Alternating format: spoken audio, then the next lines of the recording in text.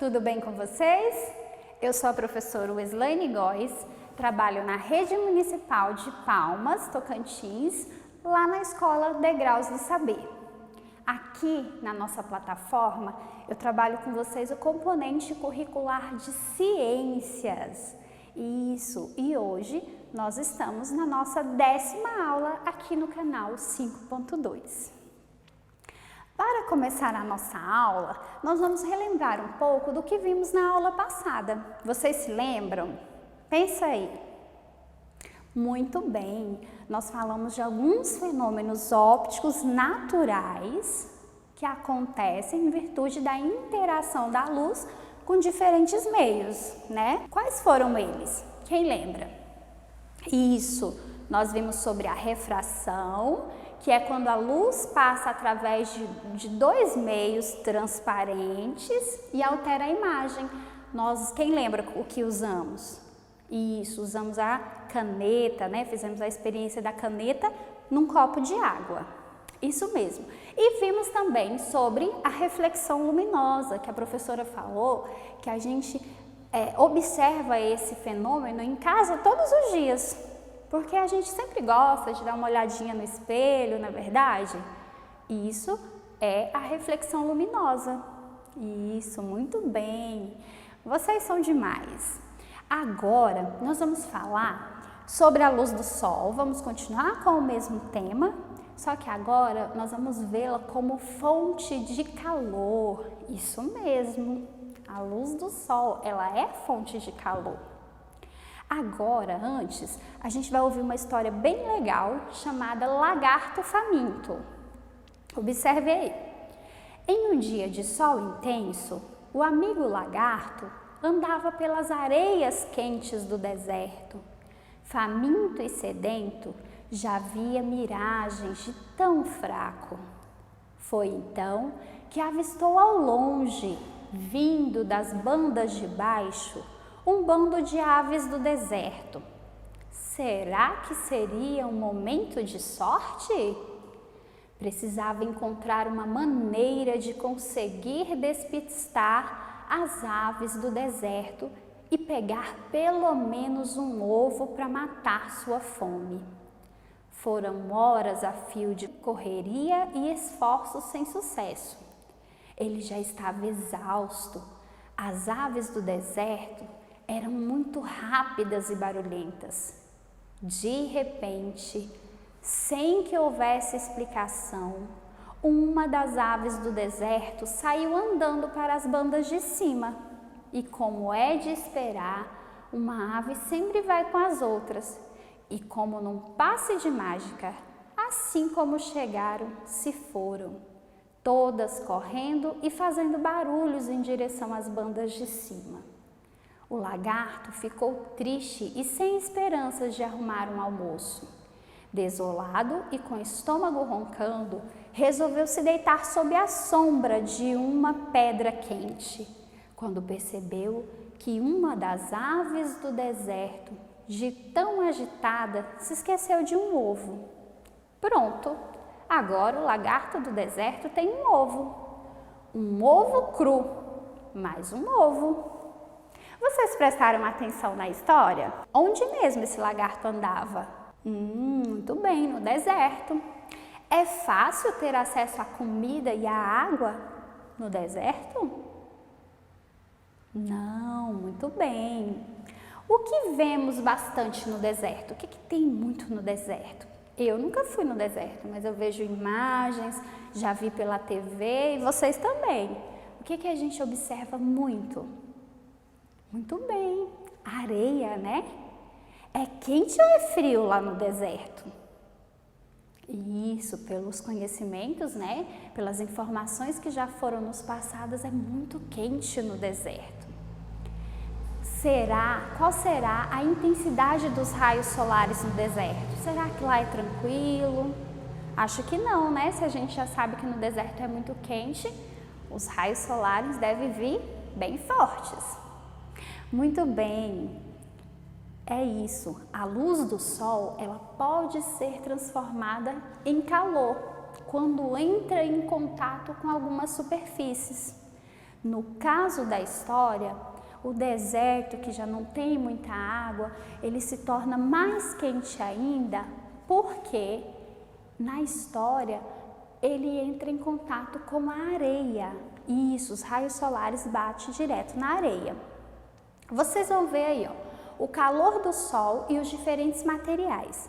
Sabemos que o sol emite calor e que esse calor chega até nós na Terra, mas será que todos os materiais se aquecem igualmente quando expostos ao calor emitido pelo sol? O que vocês acham? Por que será que o lagarto estava com tanto calor, né? A gente até já falou, porque os raios solares estavam esquentando muito aquele ambiente, né? E nas condições que ele estava, não podia ser diferente. Para que vocês entendam melhor a questão da absorção do calor, nós vamos prestar bastante atenção nesse texto que vai aparecer aí no slide, ó. Futebol e as cores. Na escola estava sendo organizado um campeonato entre classes de futebol. Os times eram formados por meninos e meninas que estivessem dispostos a jogar. Em uma tarde quente e ensolarada, o campeonato finalmente teve início. O time do segundo ano da manhã utilizava uniforme branco e jogava contra o time do segundo ano da tarde, que utilizava uniforme preto. No desenrolar do jogo, o time da manhã de uniforme branco corria muito mais que o time da tarde de uniforme preto. Os jogadores do time da tarde suavam muito e passavam a impressão de estarem cansados e sofrendo com o calor. Foi um gol atrás do outro. O time do segundo ano da manhã se destacou e foi o grande vencedor do primeiro jogo do campeonato da escola. Joana, uma aluna do time que perdeu, disse: "Também, quem aguenta esse calor insuportável?" Isso, esse texto foi tirado lá do livro de ciências, do livro da coleção Crescer.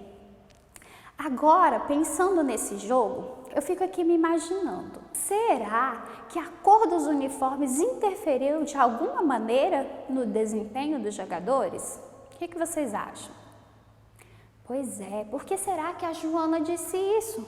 Já que os dois times estavam sob o mesmo sol, não é verdade?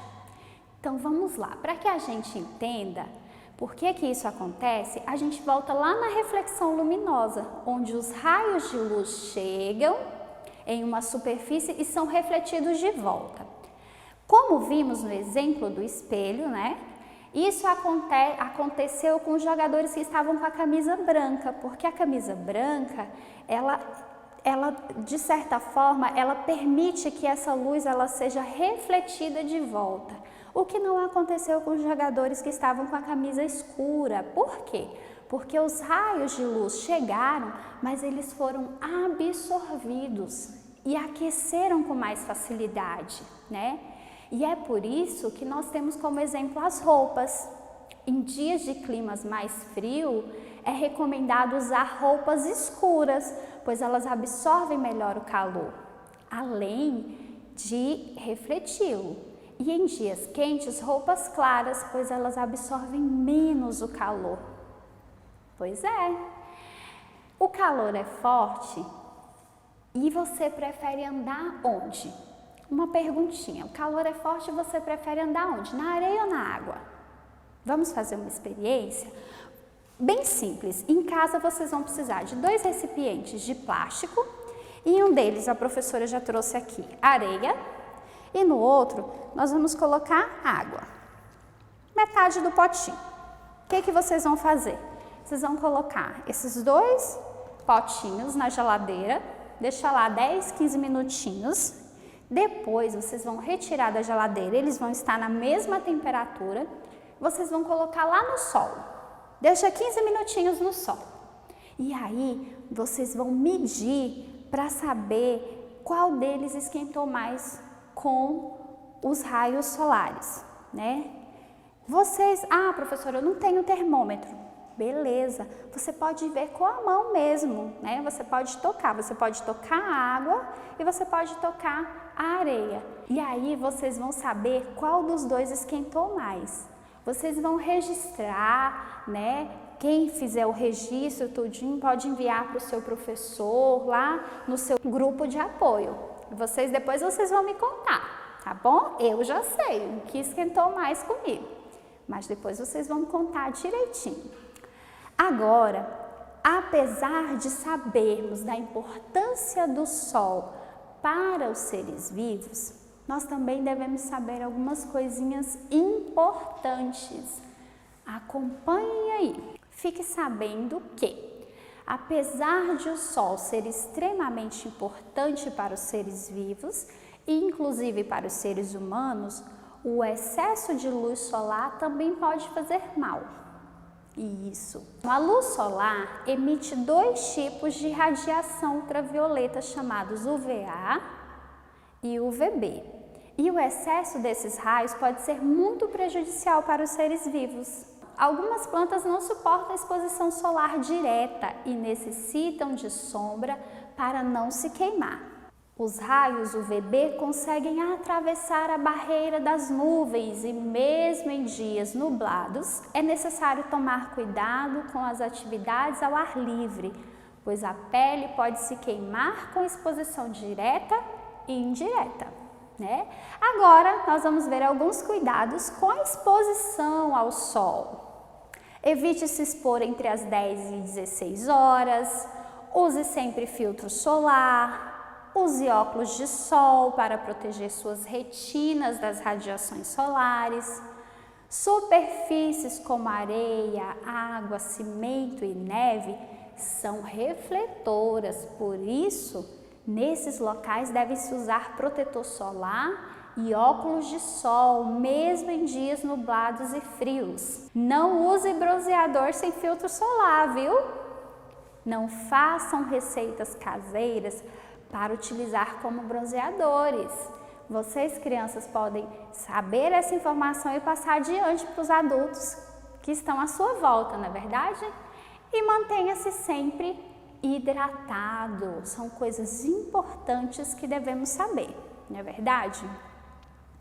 Então, vamos relembrar aqui um pouquinho do que nós vimos. Vimos que os raios de sol, ele pode interferir, né? Eles são fontes de calor. Vimos aí que a escolha das nossas roupas, ela pode interferir se a gente vai sentir mais calor ou não, né? Uma roupa mais clara, de fundo branco, ela não absorve tanto o calor como uma roupa escura, uma camiseta preta. A gente viu o exemplo do time de futebol. Isso mesmo, vimos algumas diquinhas do que não devemos fazer e do que devemos fazer para aproveitar bem os raios solares e para que não faça nada mal à nossa saúde, não prejudique a nossa saúde, não é verdade? Está chegando ao final da nossa aula. Se você teve dúvidas, assista novamente a aula lá na plataforma, no YouTube. Assista novamente, tire as dúvidas. Caso ainda continue com dúvida, procure a sua rede de apoio, a sua escola. Os seus professores estarão disponíveis para te ajudar. Não esqueçam de pegar os blocos de atividade, o bloco de monitoramento, buscar na data certa, devolver na data certa, tá bom? É isso. Eu espero que tenham entendido, compreendido bem o conteúdo e aguardo vocês na nossa próxima aula. Tchau!